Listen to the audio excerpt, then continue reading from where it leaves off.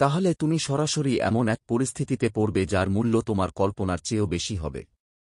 আমার সন্তান তোমার জন্য এত কঠোর লড়াই করেছে যে তুমি তাকে আবার ছেড়ে চলে যাওয়ার সিদ্ধান্ত নেওয়ার কারণেই পিছলে যেতে দেখতে পাচ্ছ না। যে ব্যক্তি তোমার কাছে স্বীকার করেছে সে দুর্বলতার মুহূর্তে তা করেনি।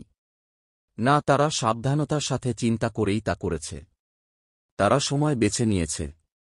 তারা যার সাথে কথা বলেছে তাকে বেছে নিয়েছে। তারা প্রতিটি শব্দ বেছে নিয়েছে। তারা বিশ্বাস করেছিল যে তাদের কণ্ঠস্বর কখনো সেই বন্ধ দরজার বাইরে যাবে না। তাদের কথা বাতাসে মিশে যাবে এবং কোন পরিণতি ছাড়াই অদৃশ্য হয়ে যাবে। কিন্তু আমি ঈশ্বর, যিনি ছায়ার ফিসফিসানিও শুনেন। আমি ঈশ্বর, যিনি কেবল কাজই নয় উদ্দেশ্য রেকর্ড করেন। এবং আমি ঈশ্বরকে এটি শুনতে দিয়েছি কারণ আমি তোমার মধ্যে ঘৃণা জাগিয়ে তুলতে চেয়েছিলাম, বরং কারণ এই স্বীকারোক্তির সেই শৃঙ্খল ভেঙে ফেলার ক্ষমতা আছে যা তোমাকে অনেক দিন ধরে ধরে রেখেছে। তুমি তোমার জীবনের এমন কিছু জায়গায় অবরুদ্ধ বোধ করেছে যেখানে তোমার এগিয়ে যাওয়া উচিত ছিল। তুমি প্রার্থনা করেছ, তুমি উপবাস করেছ, তুমি বিশ্বস্ত থাকার চেষ্টা করেছ, কিন্তু অদৃশ্য কিছু তোমাকে আটকে রেখেছে। এটি সেই অদৃশ্য বোঝার অংশ, গোপনে তোমার বিরুদ্ধে বলা কথা আধ্যাত্মিক জগতে দেয়াল তৈরি করতে পারে।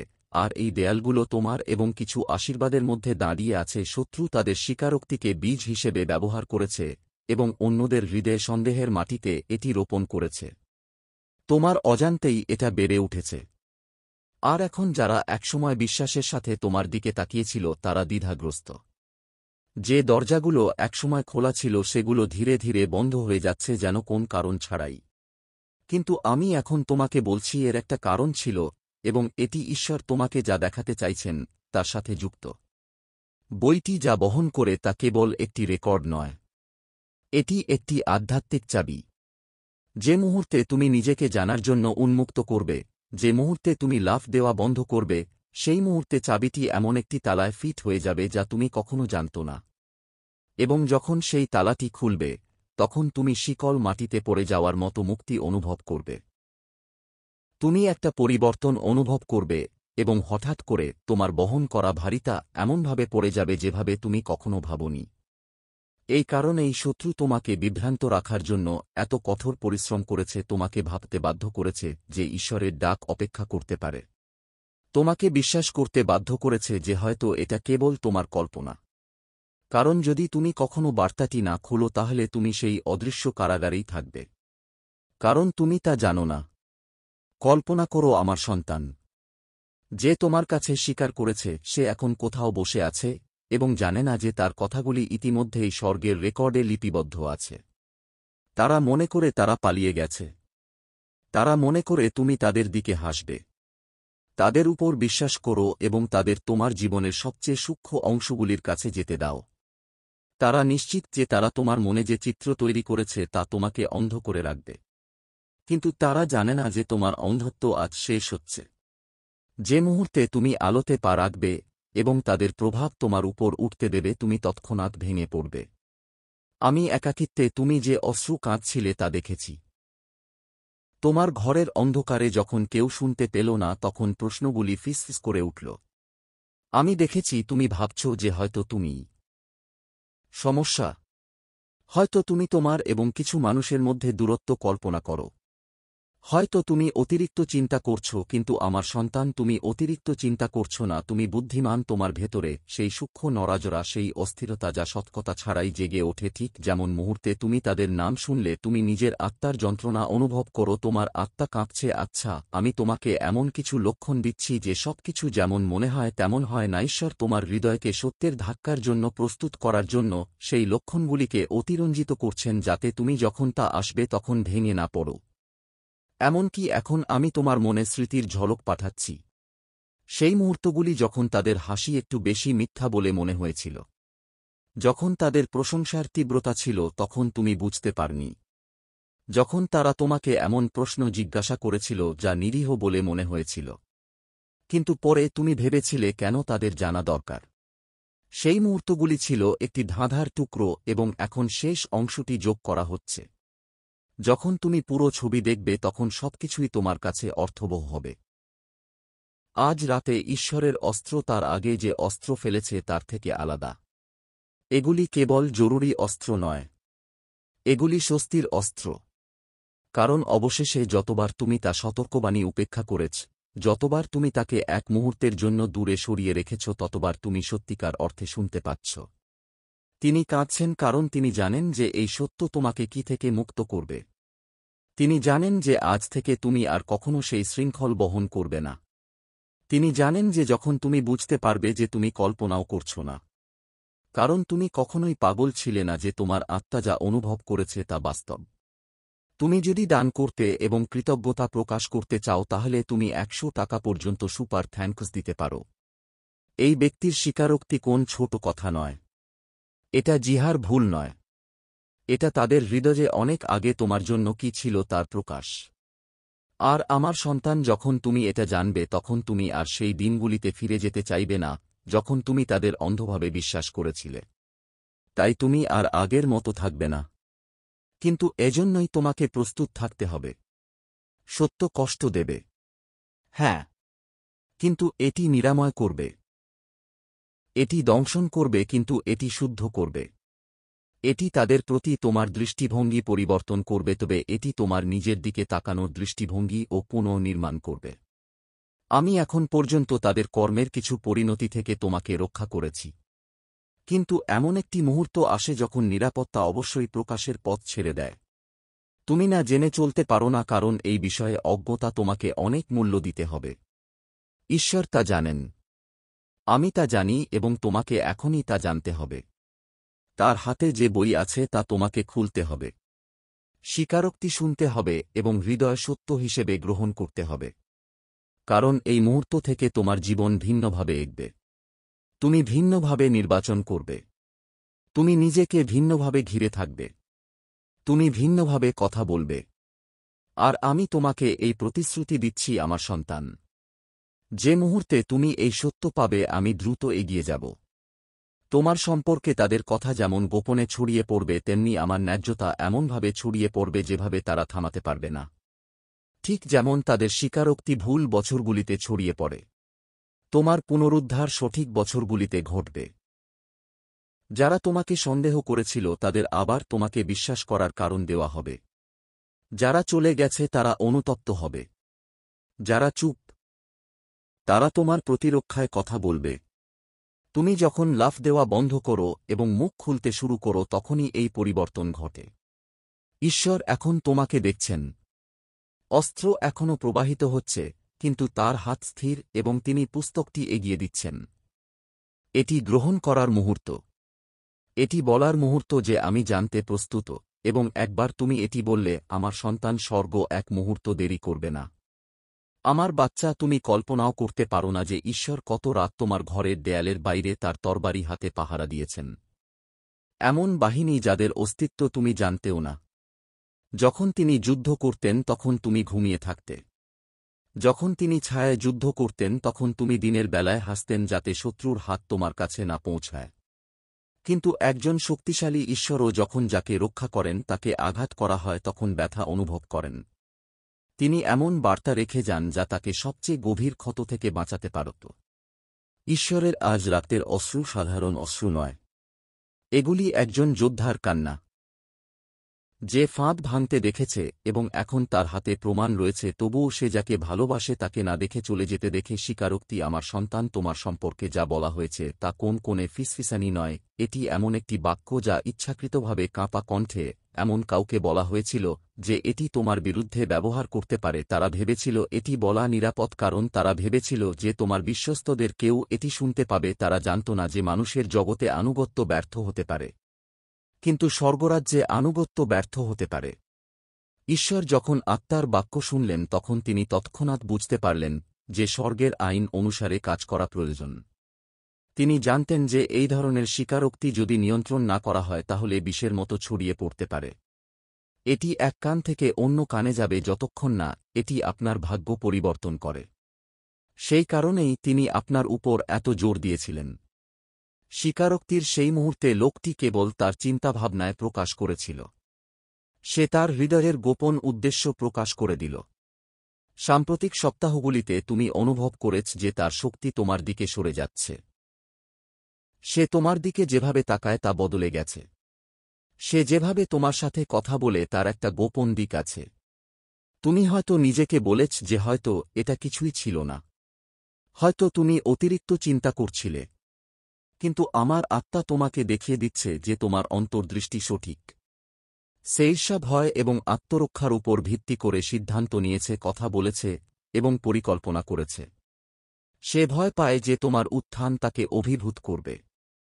তারা ভয় পায় যে যদি তুমি কে এবং আমি তোমার মধ্যে যা রেখেছি তার সত্যতা খুব বেশি প্রকাশিত হয়, তবে তারা তোমার উপর তাদের দখল হারাবে। আমার বাচ্চা, তুমি বুঝতে হবে যে এখানে একটি আধ্যাত্মিক নীতি কাজ করছে। শত্রুরা প্রায়শই তোমার কাছের লোকদের মুখ থেকে এমন শব্দ বের করে দেবে যা তোমার আশীর্বাদকে বাধা দিতে বা বিলম্বিত করতে পারে। এই কারণেই আমি বারবার বলছি, এটি কোন রসিকতা নয়। শব্দ হল বীজ। একবার বলা হয়ে গেলে পরিবেশে এগুলি বেড়ে উঠতে শুরু করে। এই কারণেই আমি এখন তোমার কাছে এই স্বীকারোক্তি প্রকাশ করছি, যাতে তিক্ত ফল ধরার আগেই তুমি এটিকে উপরে ফেলতে পারো।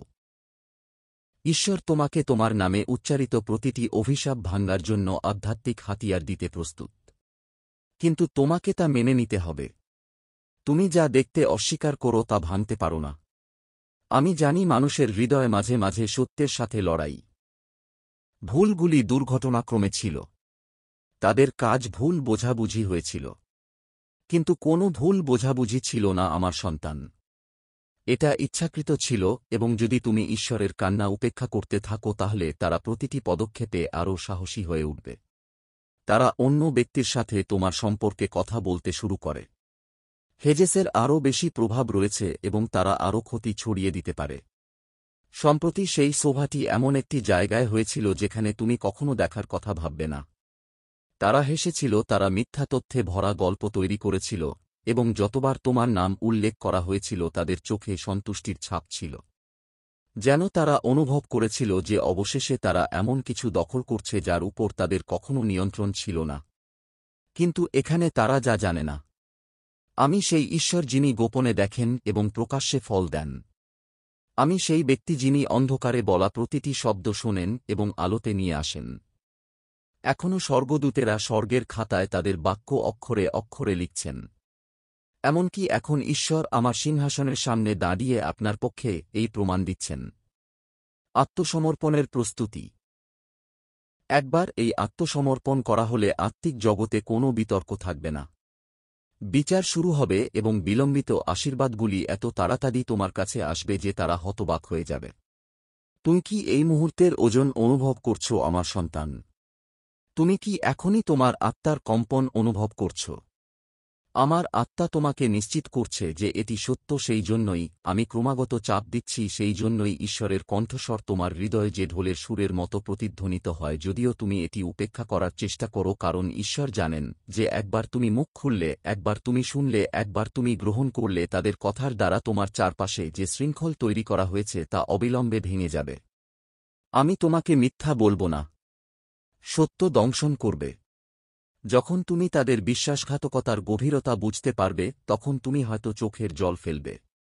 কিন্তু এই অস্ত্রগুলি হবে নিরাময়কারী অস্ত্র যা তোমার বোধগম্যতাকে মেঘাচ্ছন্ন করে রেখেছে, এমন কুয়াশা ধুয়ে ফেলবে।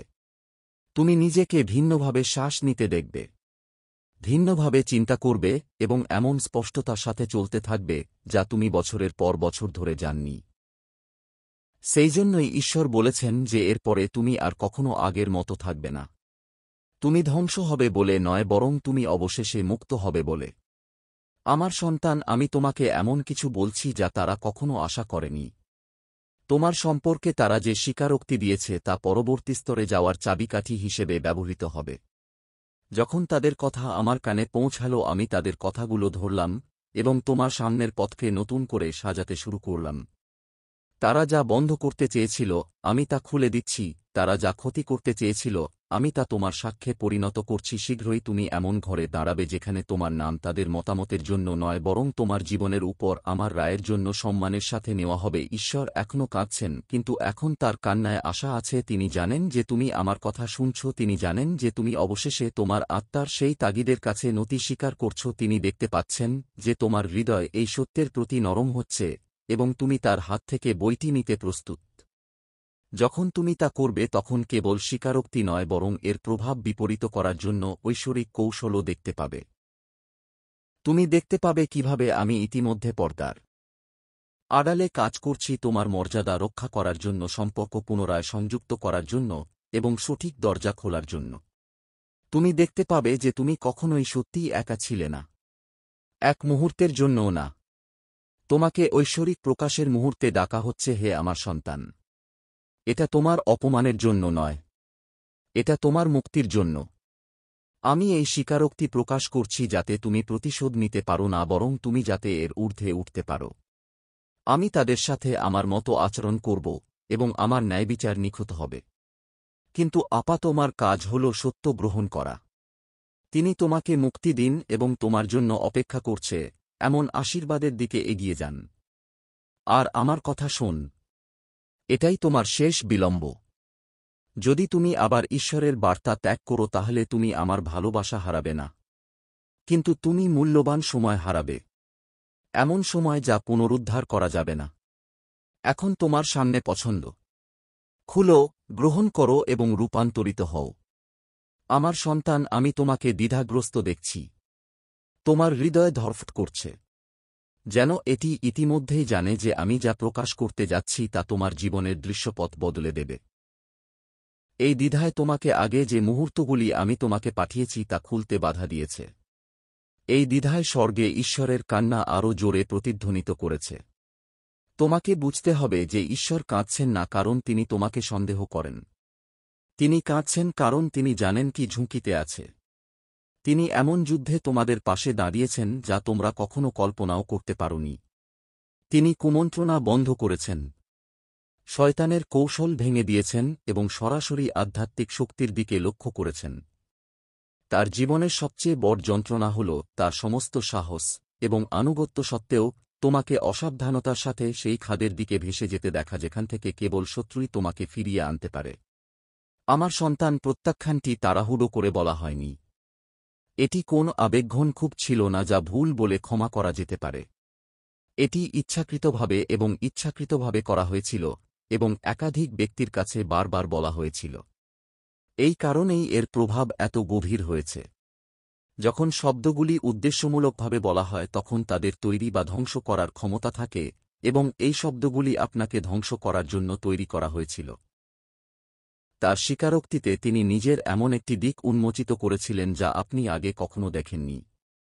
তিনি এমন চিন্তাভাবনা এবং উদ্দেশ্য প্রকাশ করেছিলেন যা আপনি যতটা বুঝতে পেরেছিলেন তার চেয়ে বেশি সময় ধরে আপনার বিরুদ্ধে নির্বে কাজ করছিল।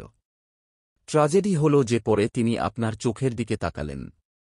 তিনি আপনার দিকে হাসলেন এবং এমন আচরণ করতে থাকলেন যেন কিছুই বলা হয়নি। ঈশ্বর তা শুনেছিলেন। তিনি কেবল শব্দগুলি শুনতে পাননি, তিনি তাদের মধ্যে বিষ অনুভব করেছিলেন। তিনি তাদের মধ্যে লুকিয়ে থাকা আধ্যাত্মিক শক্তি অনুভব করেছিলেন এবং অবিলম্বে বুঝতে পেরেছিলেন যে এটি সহ্য করা যাবে না।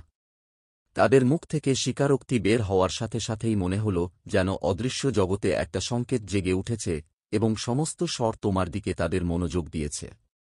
ফেরেশতারা আমার আদেশের জন্য অপেক্ষা করা বন্ধ করে দিয়েছে। তাদের পরিকল্পনা এখন প্রকাশে এসেছে বুঝতে পেরে দানবীয় শক্তিরা ভীত হয়ে পড়েছে। আমি ঈশ্বরের দিকে তাকালাম এবং আমি কথা বলার আগেই তিনি নিজেই তোমাকে সত্য বলার প্রস্তাব দিলেন। তিনি তখন থেকেই চেষ্টা করে যাচ্ছেন। তুমি মনে করো এটা একটা কাকতালীয় ঘটনা যে সম্প্রতি কিছু লোক তোমার সাথে অদ্ভুত আচরণ করেছে। মনে হওয়া দরজা হঠাৎ তোমার সামনে বন্ধ হয়ে গেল। তুমি এটাও প্রশ্ন করেছ যে আমি কি তোমার কাছ থেকে কিছু লুকাচ্ছি। আমার সন্তান, আমি লুকাইনি। তাদের স্বীকারোক্তি এমন জায়গায় সন্দেহ ছড়িয়ে দেয় যেখানে তুমি দেখতে পাও না। এটি উপলব্ধিকে রূপ দিয়েছে, তোমার বিশ্বাসকে বিষাক্ত করেছে এবং তোমার নামে ডাক দিয়েছে। কিন্তু ভয় পেও না, আমি সেই ঈশ্বর যিনি অন্ধকার কোণে আলো আনেন। আমি সেই ব্যক্তি যিনি ক্ষতির জন্য তৈরি জিনিসগুলিকে গ্রহণ করেন এবং সেগুলিকে এমন হাতিয়ারে পরিণত করেন যা তোমাকে উপরে তোলে। যখন তুমি এই স্বীকারোক্তিটি সম্পূর্ণ শুনবে তখন তুমি বুঝতে পারবে। তুমি বুঝতে পারবে কেন কিছু আশীর্বাদ বিলম্বিত বলে মনে হচ্ছে। কারণ আমি সেই মুহূর্তের জন্য অপেক্ষা করছিলাম যখন এটি প্রকাশ করলে কেবল তাদের প্রকাশই হবে না বরং আবার তাদের ফাঁদে পা দেওয়া থেকেও রক্ষা পাবে। এই বিলম্ব অস্বীকার ছিল না, এটা ছিল পরিহার। আমি চাইনি যে তুমি তাদের কথার দ্বারা ইতিমধ্যেই দুর্বল হয়ে পড়া মাটিতে স্থায়ী কিছু তৈরি করো। আমার বাচ্চা, তারা তাদের গল্প বারবার বলতে থাকে। তারা নিজেদের বলতে থাকে যে যদি তুমি কখনো তাদের মুখোমুখি হও তাহলে তারা ঠিক কী বলবে তা জানবে, যাতে তোমার উপলব্ধি বিকৃত হয় এবং তোমাকে তোমার নিজের বোধমতা সম্পর্কে সন্দেহ হয়। কিন্তু তারা যা বিকৃত করতে পারে না তা হল স্বর্গীয় রেকর্ড। ঈশ্বরের কাছে এখন সেই রেকর্ড আছে। তিনি যুদ্ধের সবচেয়ে গুরুত্বপূর্ণ বুদ্ধিমত্তা রক্ষাকারী সৈনিকের মতো এটি রক্ষা করেন। এই কারণেই তার কণ্ঠস্বর উচ্চস্বরে, তার অশ্রু ভারী হয়েছে। তিনি জানেন যে মুহূর্তে আপনি শুনতে চান, যে মুহূর্তে আপনি তার বার্তা প্রত্যাখ্যান করা বন্ধ করেন, সবকিছু বদলে যায়। আপনি সত্যের জন্য প্রার্থনা করেছেন।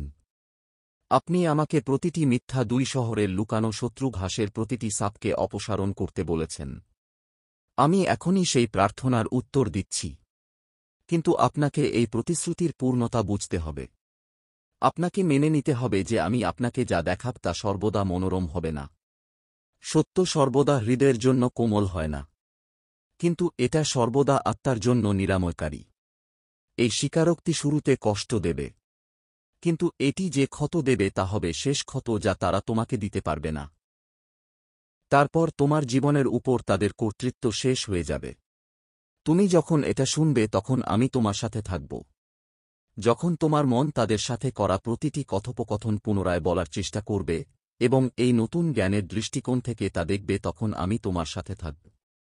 এবং যখন তুমি তোমার পথে তাদের কথার প্রভাব থেকে নিজেকে আলাদা করার জন্য পদক্ষেপ নেবে, তুমি যখন তোমার আওয়াজ তুলবে তখন আমি তোমার সাথে থাকব।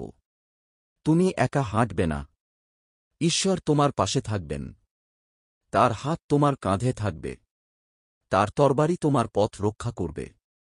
আমার সন্তান, সে তোমার সম্পর্কে এমন কিছু স্বীকার করেছে যা এত নির্দিষ্ট, এত ব্যক্তিগত ছিল যে তা কেবল গভীর পরিচিতি থেকেই আসতে পারো। এ কারণেই এটি এত মর্মস্পর্শী। কিন্তু এটা বুঝতে পারো, যখন শত্রু তোমার কাছের কাউকে ব্যবহার করে তখন তারা মরিয়া। তারা যত বেশি মরিয়া হয় তারা তাদের ধ্বংসের জন্য তত বেশি বেপরোয়া হয়। এই স্বীকারোক্তি যদিও ক্ষতি করার জন্য তৈরি, তবুও প্রমাণ হয়ে উঠে যা তোমাকে মুক্ত করবে।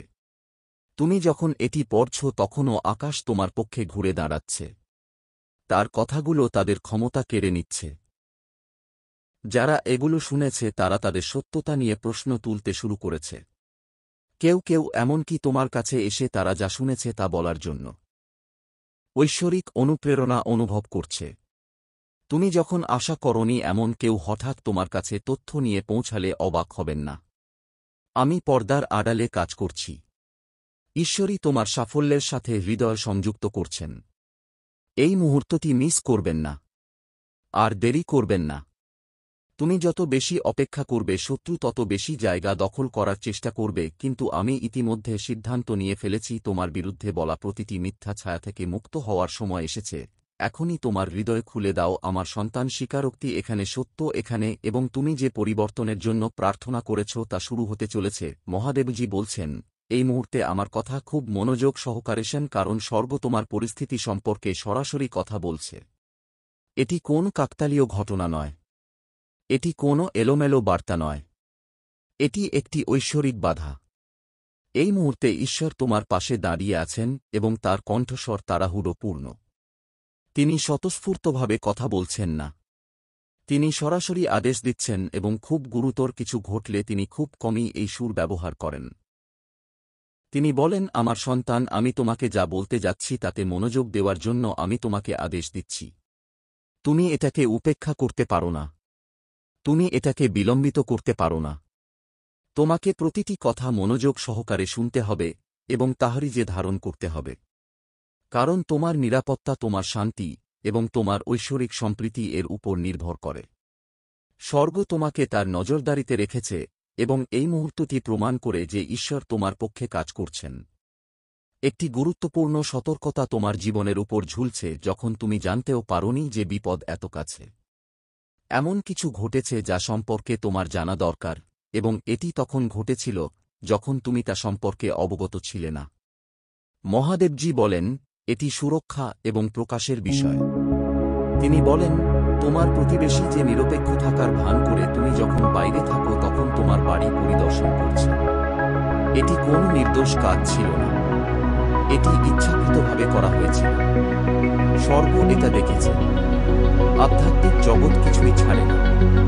তুমি হয়তো ভাবো মানুষের কাজ তোমার কাছ থেকে লুকানো আছে, কিন্তু সেগুলো কখনোই ঈশ্বরের কাছ থেকে লুকানো থাকে না। ঈশ্বর এটা প্রকাশ করছেন কারণ তোমাকে সতর্ক থাকতে হবে, তোমাকে প্রার্থনা করতে হবে এবং তোমাকে পূর্ণ সুরক্ষার বর্ম করে দাঁড়াতে হবে। কিছুই তোমার ক্ষতি করবে না, কিন্তু শত্রুর ষড়যন্ত্র সম্পর্কে তুমি অজ্ঞ থাকবে না। তুমি যখন দূরে ছিলে তখন কিছু স্পর্শ করা হয়েছিল, কিছু দেখা গিয়েছিল, কিছু প্রায় বাধাগ্রস্ত হওয়ার উপক্রম হয়েছিল, কিন্তু স্বর্গের হাতটা এগোতে বাধা দিয়েছিল। এই কারণেই ঈশ্বর এখন সতর্ক রয়েছেন। তার আলোর তরবারি টানা হয়েছে এবং তোমার চারপাশের পরিবেশ ঐশ্বরিক উপস্থিতিতে পূর্ণ। তিনি বলছেন যে তুমি ভয় পেও না, তুমি ভয় পেও না। এটা তোমাকে ভয় দেখানোর জন্য বলা হচ্ছে না, তোমাকে প্রস্তুত করার জন্য এবং তোমার জীবনের উপর ঈশ্বরের ঢালের প্রতি তোমার বিশ্বাসকে শক্তিশালী করার জন্য এটি প্রকাশিত হচ্ছে। এর জন্য অপেক্ষা করো। এই বার্তায় এমন কিছু আছে যা তোমাকে তোমার জীবনে প্রাচুর্য প্রকাশ করতে সাহায্য করবে।